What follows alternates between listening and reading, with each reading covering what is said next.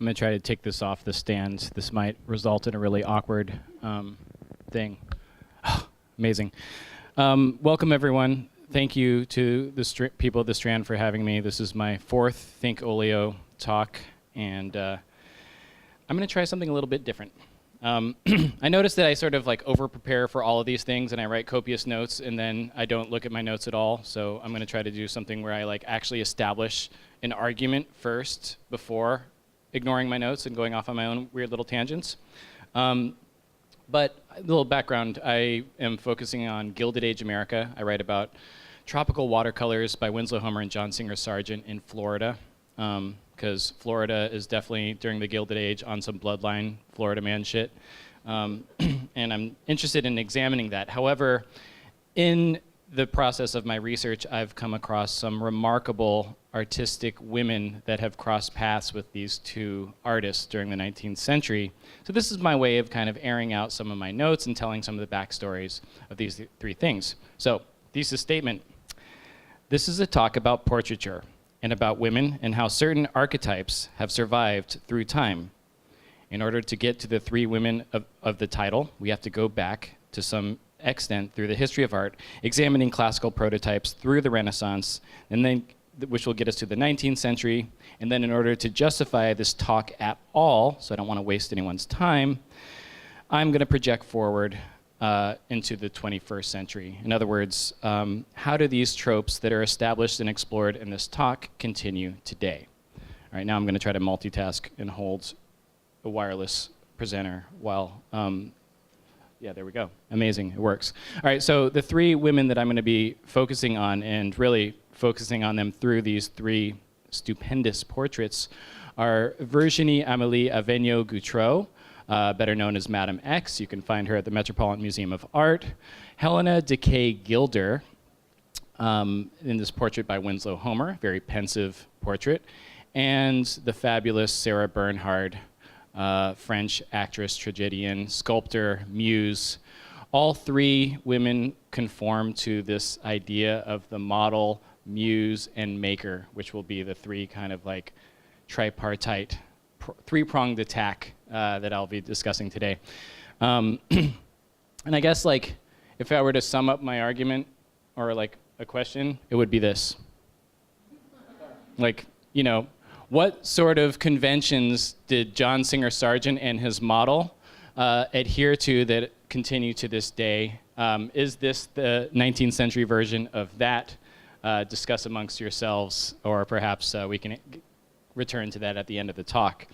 But first I want to kind of talk about the sort of like art historical sources of female portraiture. So really we have to go back to the Renaissance, where secularized virgin archetypes started to determine how wealthy women were portrayed in, say, Italian Renaissance art.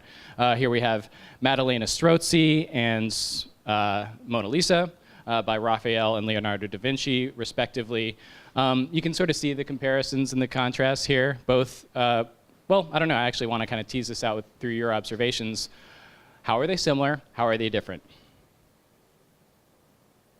Yes? What's outside and what's inside? What's showing us? They're both kind of out, well, why do you say that actually? Because it looks to me like a portrait background versus actual sky. Oh, you think like one had like a painted backdrop? That's interesting. Which one had the painted backdrop? The Mona Lisa? Wait, are you talking about the fact that like that landscape is completely mysterious and makes no logical sense whatsoever and can be better described as like a turgid psychological portrait of the artist himself rather than any sort of believable landscape through which we could move? Yeah, I can see that. Although, you know, maybe that's just a question of temperament. You could say the same thing perhaps about the kind of like little tree and the pleasant, you know, Raphael was, I've said this in other talks, Raphael was basically like the Drake of the Italian Renaissance. So like happy-go-lucky, insatiable, lovable, can't hate him, pop music, good stuff. Yes? So similarities, very similar poses. Yeah. Especially the turn of the head and the hands and facial expressions, but stark differences are brightness of color, so the sun on the one on the left It's much, and there's jewelry on the woman from the left, where it's very ornamental. Yeah. Okay. Good. So I think you rightly observed that they're kind of different colors. Raphael's much more bright, more primary colors. They definitely do derive from the same kind of triangular, volumetric, pyramidal prototype. And in fact, Raphael visited Leonardo's studio in the early 1500s and saw Leonardo working on this portrait and then was like, great idea. I'm going to make the bubblegum version of this. Whereas Leonardo's is all like kind of like psychological mystery, enshrouded landscapes. Raphael is very much about status, wealth, beauty, importance. And as we may know, Leonardo absconds with his portrait and goes off to the court of Francois I, where it hangs in French palaces, and then eventually the Louvre. And so, to a strange extent, Raphael's portrait of this 15-year-old bride, by the way, Maddalena Strozzi, is a lot more influential because more artists have access to this than they do to Mona Lisa. Mona Lisa only kind of gains popularity in the early 20th century when an Italian craftsman tries to steal it and repatriate it back to Italy. So in other words, like the next generation of artists kind of pick up on this cold, superficial iciness, this psychological distance that was established by Raphael's portrait, and elaborate on it. This is by Bronzino, this is Eleonora de Toledo. Absolutely no sense of the psychology. Even the sort of charming, like disheveled hair in Maddalena Strozzi has been completely pinned down. Pearlescent, marmoreal, marble-like flesh, kind of an ice queen. Strangely enough, landscape in the background. Can you see that? Landscape, that strange little like river in the back. Also, I would argue, painted backdrop.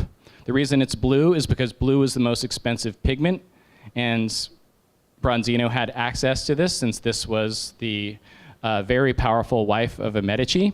And so he just bathes this thing in icy blue to show off basically to fetishize the pigment itself. As we go into the kind of period of the French Revolution, early French Republic, you start to see a different type of portraiture, a more kind of classical or neoclassical style, this recumbent Madame Récamier on this very Grecian kind of sofa. Upright, rigid, but relaxed, this strange kind of tension between like try striking that pose, it's quite uncomfortable.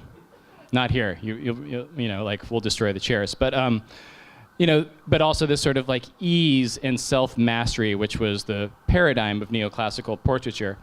And it had prototypes looking all the way back to the Renaissance. This is the figure of Night from the tomb of another Medici, so I'm not really a Renaissance person, but that figure, the male figure on the right that seems to kind of look over its shoulder towards us while reclining, twisting.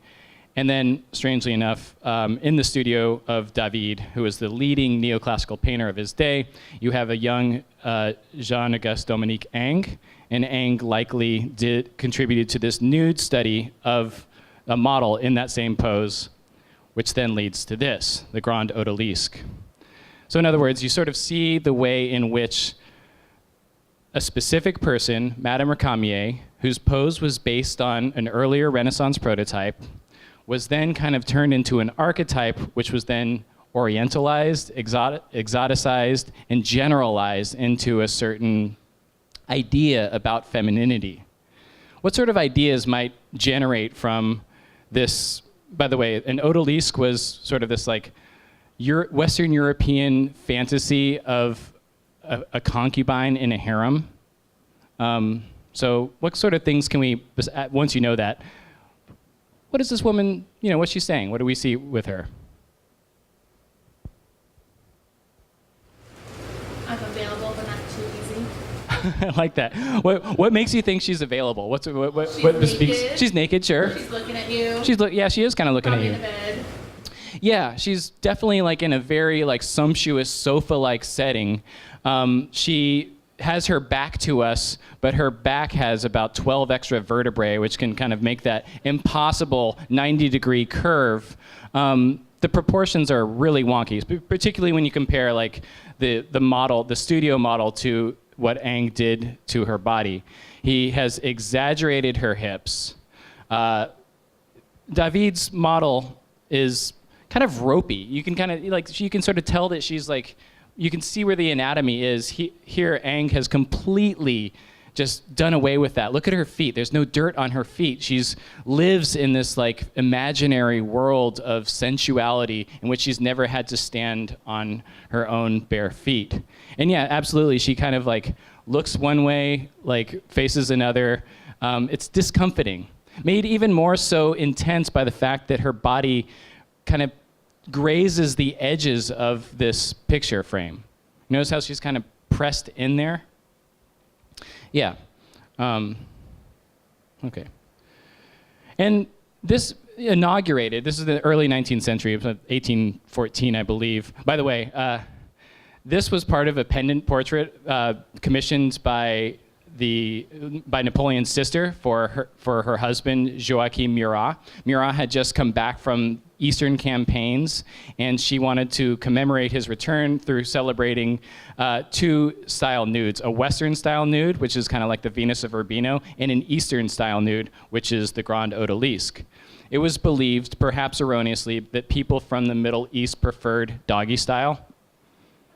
So she's saying, like, you know, you were over there, you were doing that, now it's time to come back west, do the other thing. She presents a dorsal view, which is the signature of French Orientalism, like myths about the exotic East. But at any rate, she did become kind of an archetype to be imitated as this idea of the exotic Eastern, North African, perhaps Egyptian femme fatale. This is by Alexander Cabanel. This is Cleopatra testing poison on her slaves. You see the same kind of like recumbent luxury, yet inhuman attitude towards human suffering. This is 1887.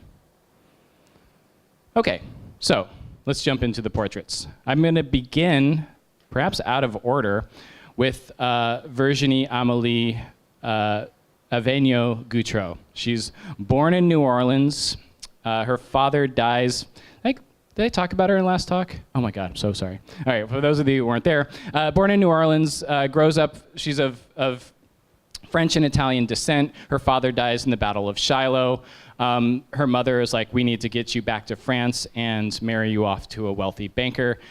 She's 19 when she marries the 48-year-old Pierre Gutro, a wealthy banker, nouveau riche, and importer of guano, batshit. And she kind of causes a scandal when she arrives in Paris. She's exotic, she's beautiful, she's unique looking, she's American. That's exciting for the French, who are deeply concerned about the upheaval of social norms and the kind of turnover of the old order into the nouveau riche, of which Pierre and Virginie are very much exemplars of. And she's, I mean, you know, I showed you my hand early on. She's kind of the Kim Kardashian of her day, famous for her beauty, for her exotic looks, and also for little else. Or at least that's how she was presented. At the same time, John Singer Sargent is an American expatriate artist who had grown up in Italy, studied under a very progressive French teacher as a painter, and this is about his moment of arriving in the Parisian art world. So it's kind of destiny that the two will meet and Sargent will paint her portrait. Now, unfortunate for both of them, an American horse had just run a race at the French tracks. And so all of a sudden, like, they're really upset about America.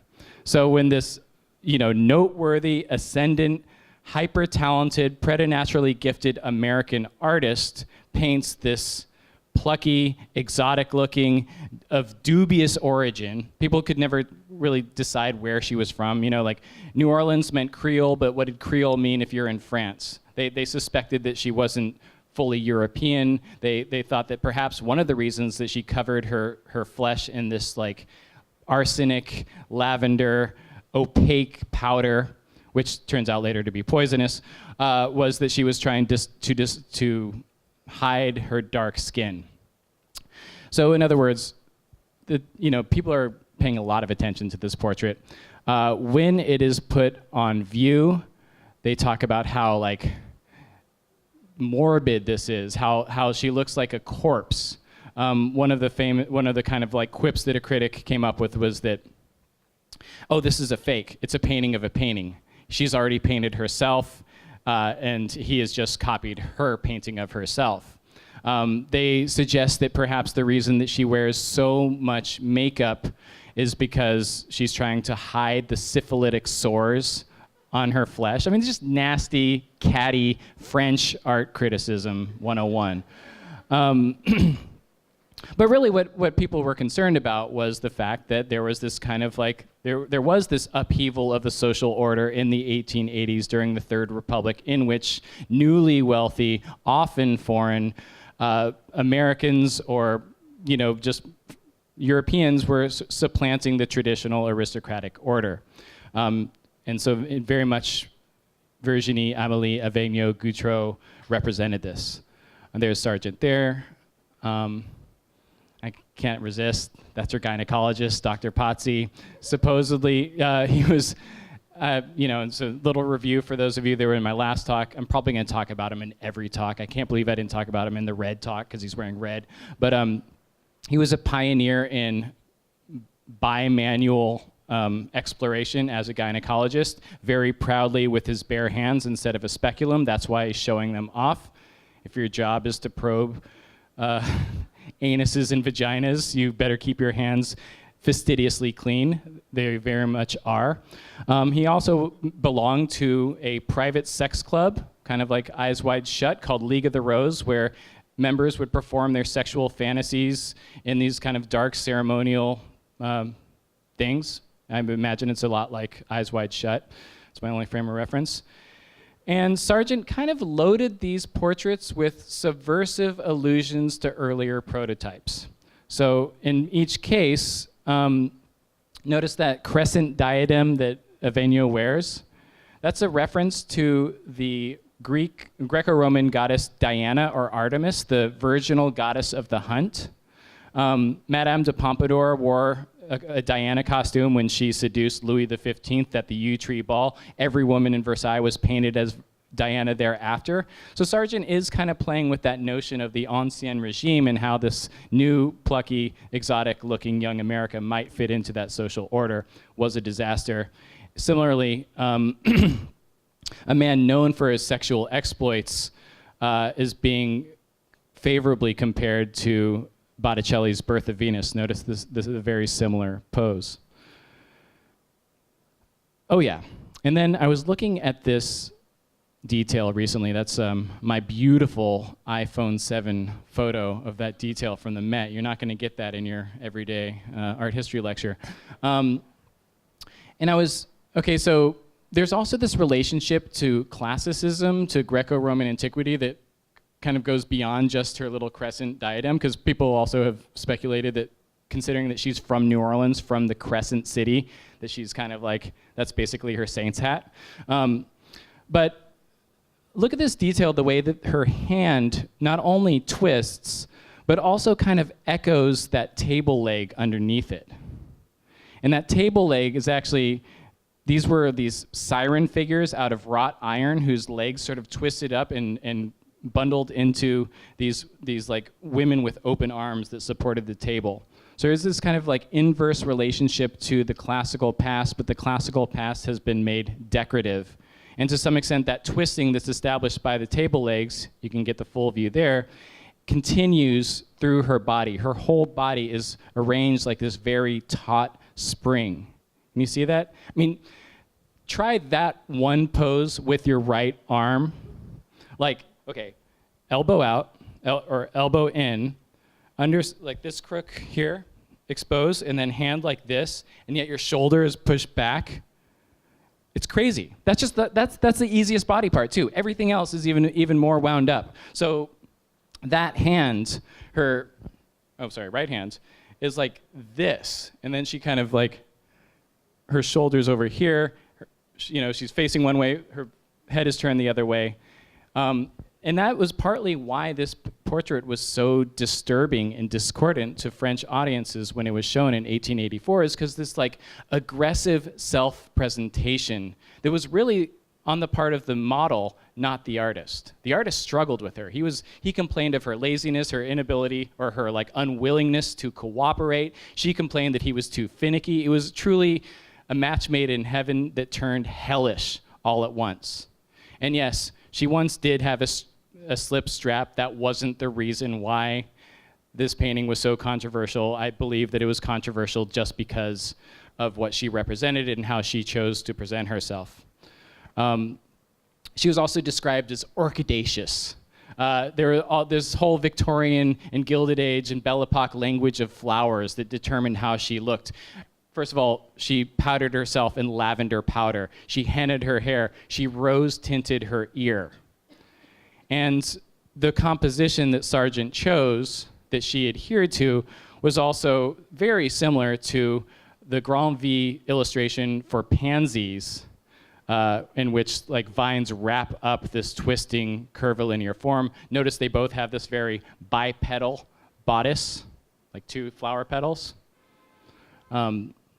So it's a combination of, in other words, like floral imagery, the Victorian language of flowers, as well as Greco-Roman mythology. This is the goddess Selene with another crescent diadem. So again, and this is how I'm going to disprove that wonderful book Strapless about the sort of scandal surrounding Madame X. She wasn't happy with this portrait, absolutely not. Sargent, in fact, changed the name so it no longer identified her, changed it to Madame X, which just means anonymous woman, and then took it off the walls. It remained in his studio until she died in 1915, and then he called up his buddy, who was the director of the Met, Edward Robinson, and he was like, you know, you might as well take it. It's the best thing I've done. But you know, she had her portrait painted by another artist a few years later, and if she was so concerned about that slipped shoulder strap, she would not have had her portrait painted with another slipped shoulder strap. That clearly wasn't the problem with her. Oh yeah, and again, this is a translation from a French description where they even got her name wrong. Remember, they were like, so her identity was so like unfixed that they had a problem with, but they say, her head is classical and she wears her naturally wavy hair in Grecian bandeau. At first sight, one is literally stunned by her beauty, which her dress sets off. In shape and color, the ensemble, the details are perfect. Madame Guthero is a statue of Canova transmuted into flesh and blood and bone and muscle, dressed by Félix and coiffed by his assistant Émile. So they kind of like talk about how she's this man-made classical archetype. I would argue she's making herself. So it's kind of half like classicism, half exoticism. Couldn't help it. Like, love a dog painting. This is by Udry. This is called the Seraglio of the pug. And I just, I also, while looking at this, I couldn't help but notice that the pug has a crescent moon, in this case being a symbol of like an Islamic symbol. But I just kind of loved the similarities here between these two things. Which is to say also that, that crescent moon had many possible interpretations, exotic being foremost. So then I kind of got into this wormhole of seraglios and harems. These are all by Eng, and I also sort of thought that Sargent, who of course was aware of the foremost portrait painter of the French 19th century and painter of women, might be thinking a lot of Eng's bathing scenes in these twisting, anatomically kind of exaggerated bathers, particularly the one on the right, I think, is very similar to Madame X. Okay, so we're going to leave her there, come back to her when I get back to Kim Kardashian. Helena de Kay Gilder is, actually, as I was walking up here, I was like, okay, there was Gilder's studio, the Art Students League was over here. Like, this is her neighborhood. She's born in New York to a prominent New York family. Her father was a naval officer who actually requisitioned the USS Mauritania, I believe, to Ireland during the potato famine to ensure the safe transport of Irish immigrants to the United States. He then dies. She grows up in Dresden, Germany, moves back to America to go to boarding school in Connecticut, moves back to New York as a young woman, takes classes at the National Academy, even shows at the National Academy, has a studio in the famous 10th Street Studio building, which is just a couple blocks away, the first purpose-built artist studio building in America, designed by Richard Morris Hunt. Her studio neighbors were John Lafarge and Winslow Homer. Her brother was also a poet. There she is in her studio. I think this was near Gramercy Park. And she is kind of a pioneering book illustrator. She was probably designed the first book of poetry designed by a woman in the 19th century. More on that later. If you've ever been on a date and your date is looking like that, you know it's a bad date. This is a kind of very strange portrait of Helena de Kay Gilder by Winslow Homer from 1872, although he dates it 1873. Notice the similarities between this portrait and Madame Récamier. Very, it's like that chaise long, seat that she's sitting on has been shrunken and hems in the sitter. So apparently, Homer, like Sargent, was a bachelor his whole life. I suspect he may have been a virgin. Scholars have also sort of affirmed this.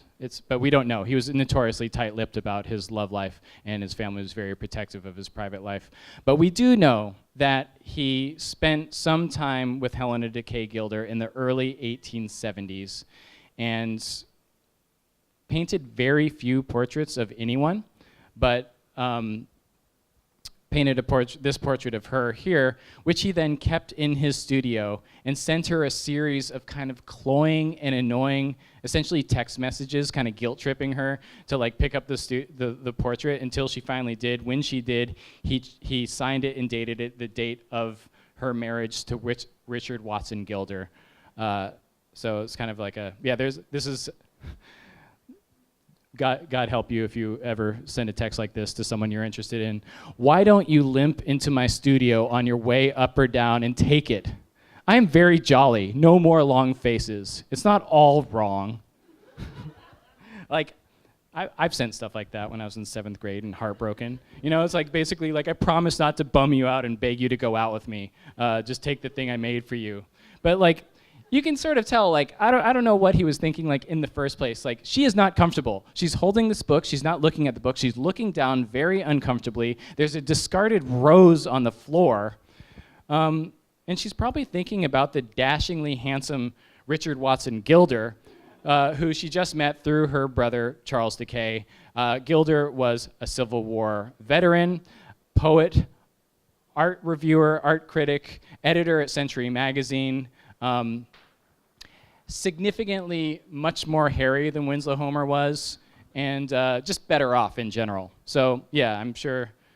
Okay, yeah. So they get married in 1873. The next summer, rather than hang out like near Helena de Kay, as Homer had done the previous few summers, Homer takes the newly completed Long Island Railroad out to East Hampton with his buddy Enoch Wood Perry, and basically kind of sifts through his heartbreak in watercolor form with this 1874 watercolor called Moonlight. All right, so let's break down the details. I need observations here. What do we see? Good date or bad date? Let's start there. Someone say it's good? What's good about the date? Could be? They're leaning towards each other. Are they touching though? No. Is the sun out? Why has she got a fan, and why is he wearing his hat?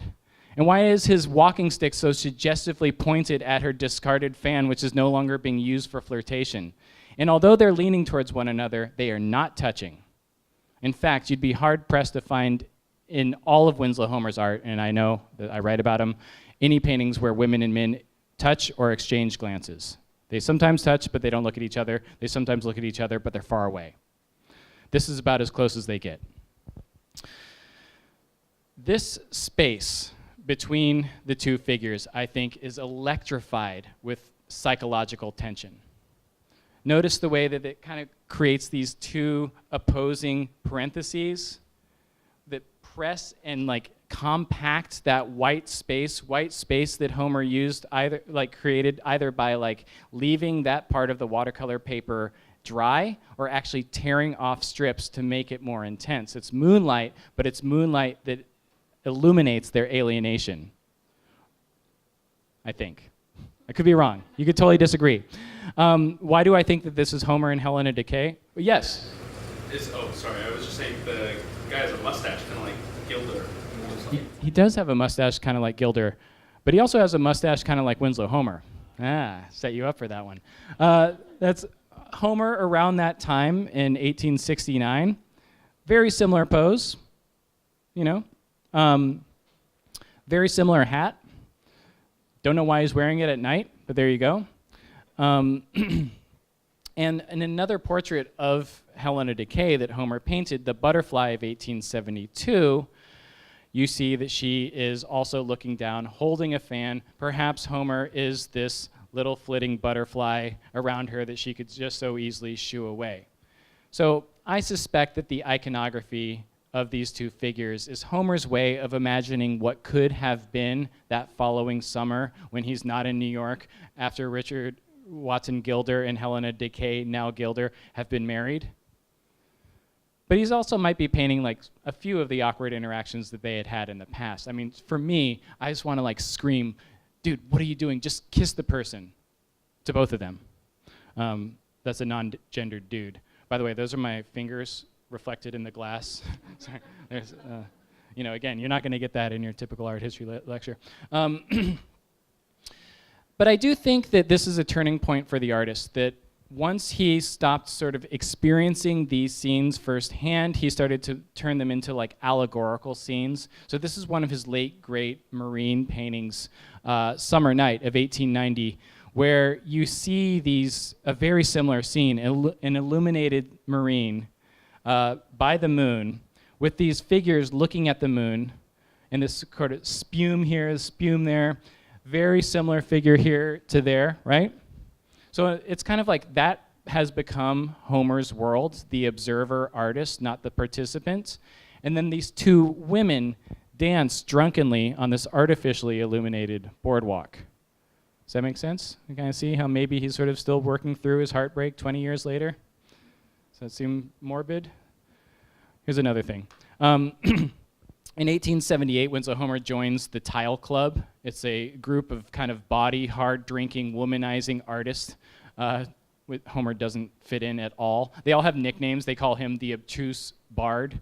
And, you know, like Stanford White is in the Tile Club. Stanford White was this like womanizing architect who's actually shot and killed in 1906 on the rooftop of Madison Square Garden for an affair that he had with a 15-year-old chorus girl named Evelyn Nesbit by her husband. Augustus St. Gaudens is in the Tile Club. Augustus St. Gaudens was Stanford White's buddy, fellow womanizer, did a 20-foot high nude portrait of his mistress as Diana on top of Madison Square Garden. It was the largest nude figure in public sculpture in New York at the time. So you can imagine that these guys hanging out on their barge, painting their tiles, the tenor of their conversation. And this is another scene by Homer of perhaps what could have happened. You know, it's like when you're in the locker room and you're like, yeah, well, I totally like made out with that person. So he paints these two figures dancing much closer, not looking at each other. Remember what I said? Not looking at each other, but close, you know, like perhaps with that same kind of like misty spume here and that boat on the horizon there. Notice there are two boats going in two different directions in his earlier watercolor. Perhaps he's sort of like trying to brag what could have been. Like, yeah, I once went to the beach with Helena de Kay and, you know, we danced. Here's the tile to prove it. Not sure.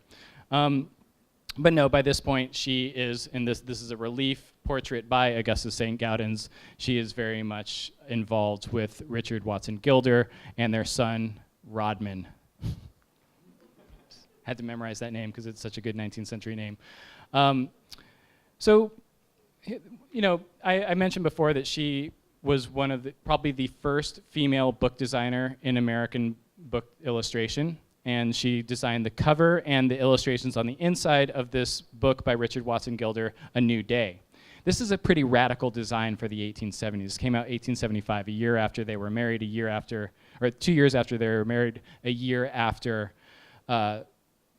Homer's watercolor. A peacock feather. Peacocks were the sort of sinuous, decorative bird of the American aesthetic movement. With its like sun's eye, that pattern in the feathers, representing the sun, a bright new day, hence the title, but also like asymmetrical, sinuous, almost no, there's just a little bit of information on the book's spine. That's it for that book design. And this is the type of poetry that Richard Watson Gilder wrote. This is her picture, painted ermine eyes. Her ever-holy face had looked upon. She sitteth in a silence of her own. Behind her on the ground a red rose lies. Her thinking brow is bent, nor doth arise. Her gaze from that shut book, whose word unknown, her firm hands hide from her. There are all alone. She sitteth in thought trouble, maiden wise. Yeah, not my favorite Victorian poetry, but come on. And now her lover waiting wondereth, whether the joy of joys is drawing near. Shall his brave fingers lie like a tender breath, that shut book open for her, wide and clear, from him who her sweet shadow worshipeth? Now will she take the rose and hold it dear. That is such like a mean, like rub your face in it poem. He's like, basically like Winslow Homer painted this portrait of my now wife, but like she wasn't feeling it, and now I'm gonna like open that book for her and present her with this rose.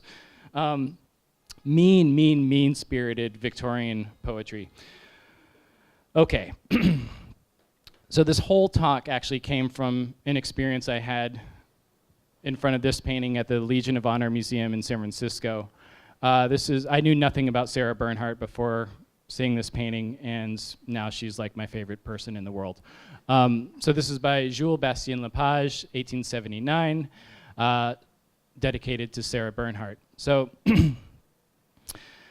just formal analysis alone, we have an extremely rigid yet sinuous upright pose. What is the first thing that you might notice that seems a little off or loose or disheveled? Her hair, right? Her hair, which is kind of tied in this loose knot, which bursts behind her head. And then that knot also is kind of echoed in the loose silk scarf that she wears, this big tie too that kind of unfurls. So you have these two helix-like forms that form this kind of perpendicular junction that frames her head. Anything else? Just that? Her face seems relaxed, like her eyes are kind of almost shut, but she also could be looking intently at this object. Now, Sarah Bernhardt was, a little background, she was probably the most famous actress, personality, celebrity in the 19th century.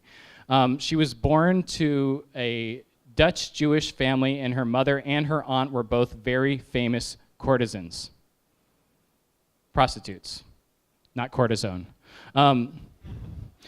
Her father, who died when she was very young, was possibly the cousin of Napoleon III, and he enrolled her in Catholic school, and she was baptized as a Catholic. Throughout her life, she would occupy these dual identities, particularly in the virulent anti-Semitism of late 19th century France. She was identified both as like a devout Catholic and an exotic Jew. So there's that going on too. And so in part of like when she was caricatured, her like thick, wild hair was often focused on. She was also a sculptor, a very accomplished artist. She showed at the salon. Her art was lauded. It was almost unbelievable that a woman this talented as a singer, as a performer, in both male and female roles, was also an accomplished artist. This isn't one of her works. This is, in fact, a small statuette by Jules Bastien-Lepage of the Greek prophet Orpheus, sort of the symbol of like dedication of one's life to one's craft. Notice the way that her fingers entwine with that sculpture, almost like weaving into, continuing some of those lines. And then Orpheus himself looks up at her as if like she is his muse. I also like how she's like halfway in this fur coat and halfway out of it. There's like, it's a completely tightly composed, balanced painting and portrait that seems to almost kind of spin out of control in a very similar way to Madame X. Again, think about that relationship to classicism, the fact that she's admiring a Greek statuette of a Greek prophet of the arts. There she is, an early portrait by Nadar, the photographer, and then there she is in her studio with a self-portrait, wearing pants as a kind of like, sort of like hybridic, almost male artist. Victor Hugo, with whom she had an affair when she was, I think, 22 and he was 79, was so taken by her performance in Ernani, one of his plays, that he sent her a human skull with a poem that he had inscribed, dedicated to her on the skull, part of her collection. Ellen Terry, painted here by John Singer Sargent, talked about how like incredible she was. She says, she was as transparent as an azalea, the floral motif, only more so. Like a cloud, only not so thick. Smoke from a burning paper describes her more nearly. She was hollow-eyed, almost consumptive looking. Her body was not the prison of her soul, but its shadow. On stage, she always seemed to me more a symbol, an ideal, an epitome than a woman. She was always a miracle. It was this extraordinary, decorative, and symbolic quality of Sarah's which made her transcend all personal and individual feeling on the stage. No one played a love scene better, but it was a picture of love that she gave, a strange, orchidaceous, it's a picture rather than a suggestion of the ordinary human passion as felt by ordinary human people. She was exotic. Well, what else could she be? One does not, at any rate, one should not, quarrel with an exquisite tropical flower and call it unnatural because it is not a buttercup or a cowslip. And she was caricatured as such. So here she is, what at first appears to be a kind of positive caricature of the artist. There, she holds a palette with brushes. She's in this, kind of like actor's costume. She rests her hand on that famous skull that I mentioned, and yet she stands on a pile of gold. Their wild hair looking off dramatically. This is one of her sculptures. This is a dedication to her friend who OD'd. It's at the Metropolitan Museum of Art. More caricature. She was, famously thin in an era when women were much more voluptuous and corpulent.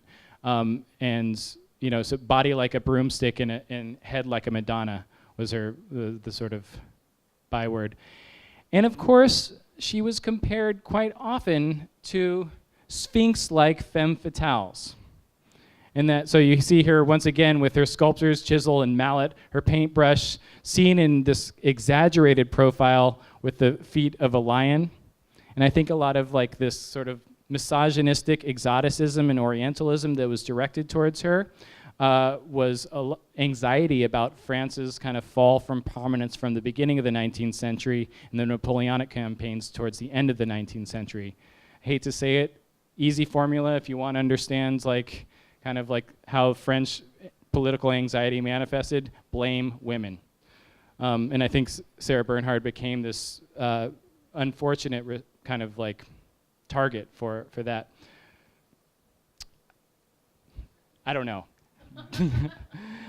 A self-portrait as an inkwell with bat wings and a photographic portrait of her in her favorite bat hat. Just so, the fact that like Virginie Gutro was married to a guy who made his fortune in bat shit and the popularity of bats at the end of the 19th century is just like too irresistible not to bring up. Mark Twain. There are 5 kind of actresses: bad actresses, fair actresses, good actresses, great actresses, and then there is Sarah Bernhardt. And then Oscar Wilde. The 3 women I have admired are Queen Victoria, Sarah Bernhardt, and Lily Langtry. I would have married any one of them with the greatest pleasure. I think for him, power, art, and presence were the things, and he associated Sarah Bernhardt most with artistic creation. And here she is in one of her famous theatrical roles as Medea, immortalized by the Art Nouveau poster artist Alphonse Mucha. Another thing about her that she was very careful was she always posed with like exposed teeth. So here's this very disturbing polychrome portrait by Jean-Léon Gérôme of Sarah Bernhardt with her teeth exposed. There's another photographic portrait in which she had full control with her teeth exposed, and the association with exposed teeth in the European imagination was often with these femme fatale biblical Old Testament figures like Salome and Vainio's Salome here. And this was something that she kind of was aware of, these like exotic barbs that were circulating and being pointed at her, and she assumed control of, which I think is really interesting.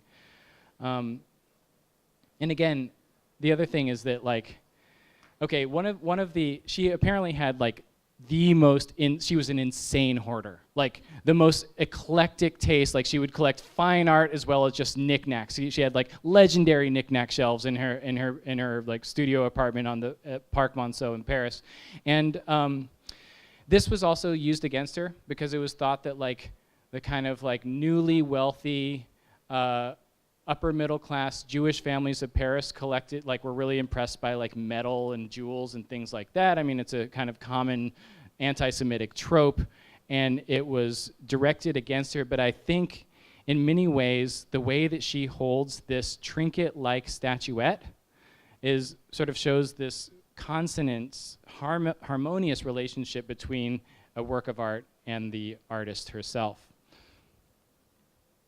Okay, so this is where, I had to write a conclusion because I don't want to, just sort of leave you like open-ended before we talk about Kim Kardashian. So allow me to read these three things, and then we'll get back to the informal part. So my theory here with these three women, and these three portraits, in fact, is that they kind of resisted the male gaze, and they pushed back against not only the way that like society sort of like wanted to see women. All three women lived in an era when women didn't have the right to vote, but also they managed to assert their own agency against the pictorial conventions of their day. So, more than merely a model or a society matron, Virginie-Amelie Gutro marshaled her own image, pushing back against one of the foremost image makers of her time, John Singer Sargent, to assert her own statuesque pallor and profile. There was a whole culture of Victorian women posing as statues, which I think is what she did at that time. Helena de Kay Gilder pioneered book illustration and art representation in New York City decades before women had the right to vote, and long before feminine artistic agency was deemed acceptable by New York society. And finally, the diminutive Sara Bernhardt broke the mold. Golden voice actor and singer, she embodied intellectual and sensual engagement and identification with her roles, a paradox that could have been invented in the 19th century. She could only have been invented in the 19th century. She lived into the 20th century and was indeed one of the first major performers to star in cinema. And then I just couldn't, there's this like wonderful scene in The 7-Year Itch where Marilyn Monroe's character, known as the Girl, says, every time I show my teeth on television, and again, that return to bearing one's teeth as a symbol of agency, I'm appearing before more people than Sarah Bernhardt appeared before in her whole life, in her whole career. It's something to think about. I wish I were old enough to have seen Sarah Bernhardt. Was she magnificent? All right, compare and contrast, and let's discuss what's going on here. Do we think that this is equivalent to that? Or is perhaps the way that she has been judged negatively in the 1880s similar to our misgivings and our anxiety that surround figures not just of Kim Kardashian, but this new idea, which is, I would argue, is about 150 years old, of the kind of like beautiful, seductive femme fatale? Anyone want to answer this question for me? Yes. I don't feel like this similar in that Kim Kardashian, she's looking at you, like, look at me, look at me, look at me, and the other one is like looking away, sort of like Madam X is like, I can't be bothered with you. I'm doing anything. Okay. I guess question answered. No, I would also argue that that both kind of marshal their sex appeal in a way that accentuates what their difference. And I think there's something so deliberately artificial about Kardashians' look towards us that it's almost like a gaze is not exchanged. Do you have a counterpoint? Yeah, no, just an observation. You drew the comparison of her being twisted into the furniture, and Kim Kardashian is serving as furniture. Yeah, that's true. That's a very problematic difference. Yeah, but also that in the same way that like Madame X's arm is like an incredibly difficult pose to assume. That's pretty hard, artificial as it may be. Yes. Oh. So I mean, they're similar in that they both have these. Think there's a suspension of disbelief with the physics, like the contortion of the body part in Madame X, and then Kim Kardashian's pose doesn't seem very natural, and then that defies physics to have the champagne doing that arching landing in the cup. It just Madame X, it's more ornate, and it's very ostentatious and flashy with Kim Kardashian. I think this was seen as like equally as gauche and ostentatious at the time, though.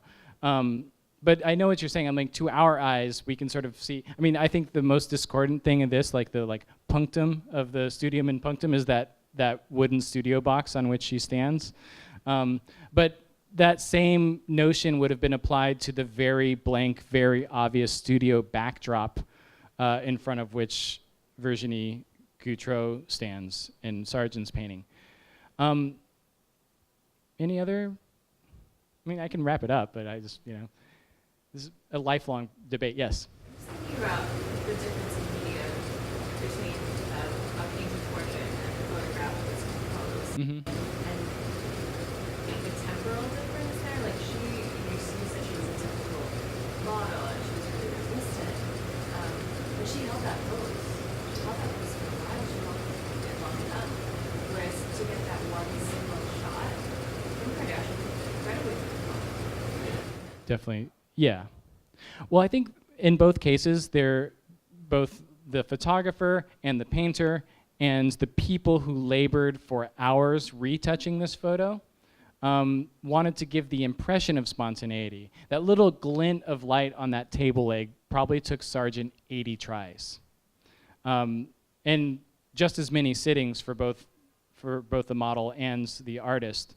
And whether or not that champagne actually kind of like went up in this crescent-like arc and landed in that glass, or whether that's entirely the fabrication of like a photo retoucher at Milk Studios, remains to be said. But I think that they both convey the same effects. And to some extent, like that quote from Marilyn Monroe's character in The 7-Year Itch about how like more people will see my teeth than ever saw Sarah Bernhardt perform. These become the kind of like visual currency of our day, as Sargent's painting may have been in the 1880s. Yes? What was the use of Kim Kardashian's photo? This was for a photo shoot for Paper Magazine called, titled Breaking the Internet. It's also it's a copy of another photo. Yeah, exactly. This isn't an original Right. scene. So it also builds on this long tradition of things. I guess the way that I'd like to kind of wrap it up is just to suggest that these notions of discomfort and judgment that are kind of baked into these, not only like the way the images are composed, but also like our responses to them, varied as they may be, draw back to at least 500 years of representations, not just of women, but of just like of people, of portraiture in Western art. And it's important to kind of re-examine these, see the way that these are sustained, and also unpack the way that our responses to them. Okay, cool. Thank you all.